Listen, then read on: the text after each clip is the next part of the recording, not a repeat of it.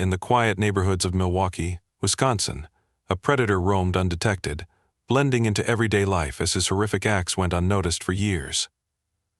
Jeffrey Dahmer, also known as the Milwaukee Monster, would become infamous for his unimaginable crimes. This is the true story of Jeffrey Dahmer, an unsettling tale of a man whose life spiraled into a nightmare of murder, cannibalism, and perversion. Let's explore the life, the motives, and the disturbing journey of one of America's most notorious serial killers. Jeffrey Lionel Dahmer was born on May 21, 1960, in Milwaukee, Wisconsin, to Lionel and Joyce Dahmer.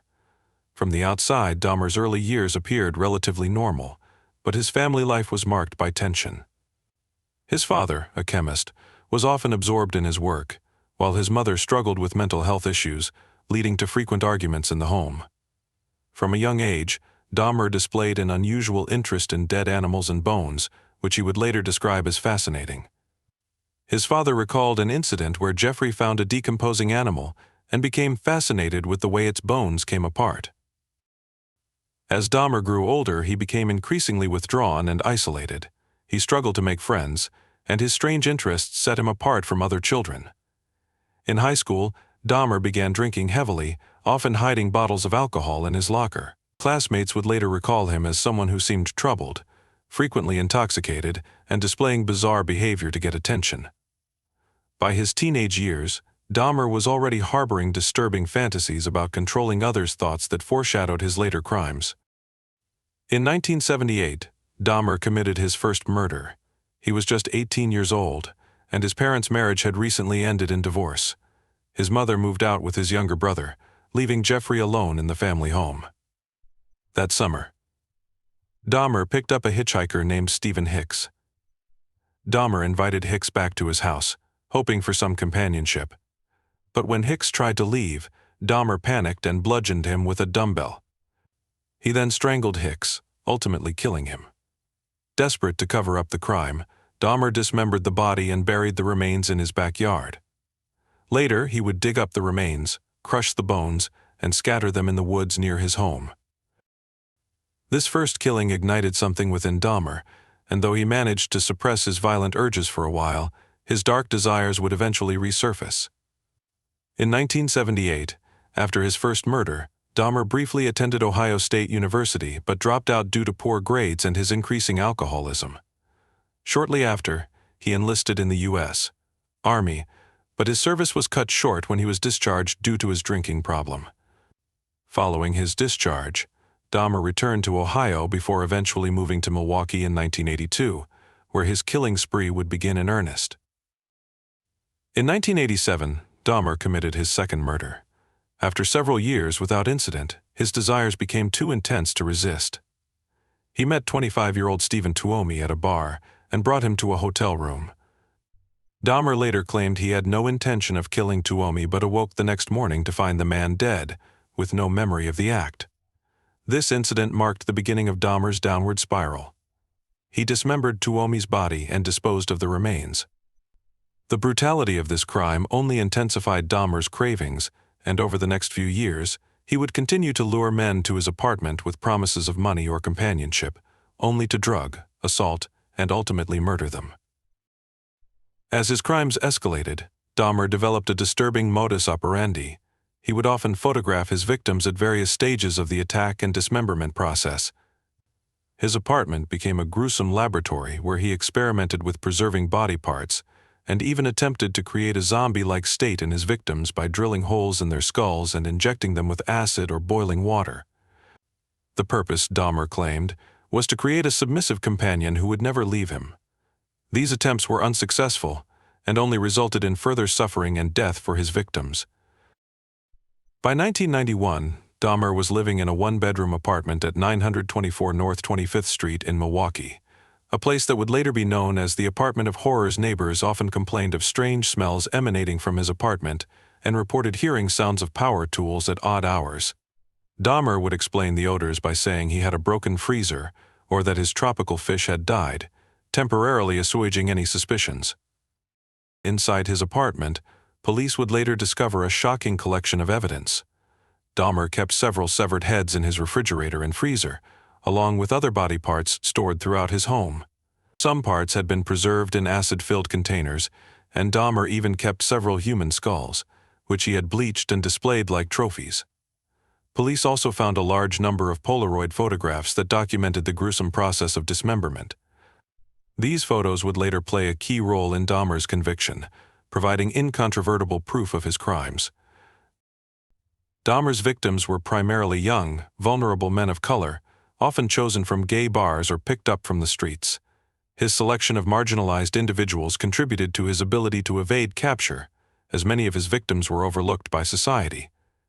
Some of Dahmer's victims were homeless, others were immigrants, and many were struggling with financial or personal hardships. This tragic pattern of victim selection added another layer of horror to Dahmer's crimes, as he preyed upon those whom society had failed to protect. One of his victims, a 14-year-old boy named Kanurak Sinthasomphone, had a particularly tragic encounter with Dahmer. After being drugged and assaulted, Sinthasomphone managed to escape Dahmer's apartment and was found wandering the streets, bleeding and disoriented. When two women found him and called the police, Dahmer convinced officers that the boy was his boyfriend and that he was simply intoxicated. Despite the women's protests, the officers returned the boy to Dahmer, who then proceeded to murder him shortly after. This catastrophic failure by law enforcement allowed Dahmer to continue his killing spree and highlighted serious flaws in police procedure. In July 1991, Dahmer's killing spree finally came to an end. Tracy Edwards, a man Dahmer had lured to his apartment with the promise of money, managed to escape after Dahmer attempted to handcuff him and threatened him with a knife. Edwards fled from the apartment and flagged down two police officers, leading them back to Dahmer's apartment. Upon entering, the officers were struck by the foul odor and the sight of photographs depicting dismembered bodies. Further investigation revealed the full extent of Dahmer's crimes. The apartment was a chamber of horrors, filled with evidence of his grisly acts, including human remains stored in various containers and the preserved skulls of his victims. Dahmer was immediately taken into custody, and the shocking details of his crimes soon made headlines worldwide. Once in custody, Dahmer confessed in great detail to his crimes, providing a chilling account of each murder. He admitted to killing 17 young men and boys over the course of 13 years, describing his methods and motives with an unsettling calmness. Dahmer claimed he never wanted his victims to suffer and insisted that his desire to control and possess them was born out of loneliness rather than malice. Despite his claims, the brutality of his actions told a different story, one of a man consumed by his dark impulses and willing to go to horrifying lengths to satisfy them. Dahmer's trial began in January 1992, and it quickly became a media sensation. He was charged with 15 counts of murder, and though his defense attempted to plead insanity, the court rejected this claim. The jury found him guilty on all counts, and Dahmer was sentenced to 15 consecutive life terms, totaling 957 years in prison. Throughout the trial, families of his victims expressed their grief and anger, condemning Dahmer's actions and the system that had failed to stop him sooner. While in prison, Dahmer reportedly experienced a change in outlook. He became a born-again Christian, expressing remorse for his actions and participating in Bible study groups. However, his newfound faith did little to absolve him in the eyes of the public or his fellow inmates. Many saw his religious conversion as insincere, a final attempt at redemption after a lifetime of horrific acts. On November 28, 1994, Dahmer was beaten to death by a fellow inmate, Christopher Scarver, at the Columbia Correctional Institution in Portage, Wisconsin. Scarver attacked Dahmer and another inmate, Jesse Anderson, with a metal bar, claiming he was driven by a need to punish them for their crimes. Dahmer's death brought a sense of closure to many, especially the families of his victims, though the scars left by his actions remain to this day. Jeffrey Dahmer's crimes left an indelible mark on American society. The brutality of his actions, combined with the failures of law enforcement and social systems, sparked widespread debate on issues ranging from the treatment of marginalized communities to the handling of mentally disturbed individuals. Dahmer's story also forced society to confront the darkest aspects of human nature, revealing the terrifying depths to which some individuals can sink. Over the years, Dahmer's story has been explored in books, documentaries, and movies, each retelling adding another layer to the public's understanding of his life and crimes. For the families of his victims, however, the pain remains fresh, a reminder of lives cut short by a man driven by unimaginable desires. Psychologists and criminologists have long analyzed Jeffrey Dahmer's psyche in an attempt to understand what drove him to commit such atrocities. Dahmer himself was open about his urges and behaviors, allowing experts to study his motives in detail. While no single factor can fully explain his actions, several elements from his early life and personal experiences contributed to the formation of his dark tendencies. As a child, Dahmer was notably lonely and withdrawn, often grappling with feelings of isolation and rejection. His parents' turbulent relationship created a chaotic environment, leading him to retreat inward and find solace in unusual interests. Dahmer developed an intense fascination with death and dissection, viewing it as a means of control, a way to have power over something or someone else. This obsession grew stronger over time, morphing into a compulsion that would manifest in violent, controlling behaviors as he grew older. Some experts suggest that Dahmer's violent tendencies were tied to his inability to form meaningful relationships. His sexual identity was a source of confusion and shame, as he struggled to accept his attraction to men in a time when homosexuality was heavily stigmatized. This internal conflict, combined with his deep-seated feelings of inadequacy, created a lethal mix of self-loathing, repression, and yearning for control. In Dahmer's mind, possessing his victims entirely, even in death, allowed him to experience a twisted form of companionship.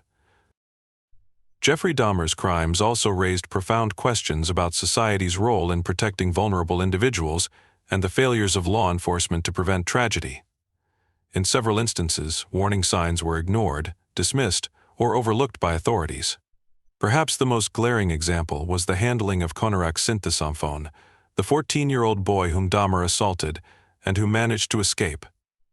The fact that officers returned the boy to Dahmer's apartment, despite clear evidence of abuse, highlighted troubling biases within the system. Dahmer's ability to convince the officers to leave was likely influenced by the stigma surrounding homosexuality and the marginalization of Sinthasomphone, who was both young and a person of color. This case also underscored the lack of proper procedures and training in recognizing signs of abuse and mental illness. Many believe that if the police had taken more time to assess the situation, they might have saved Synthasomphone's life and ended Dahmer's killing spree sooner.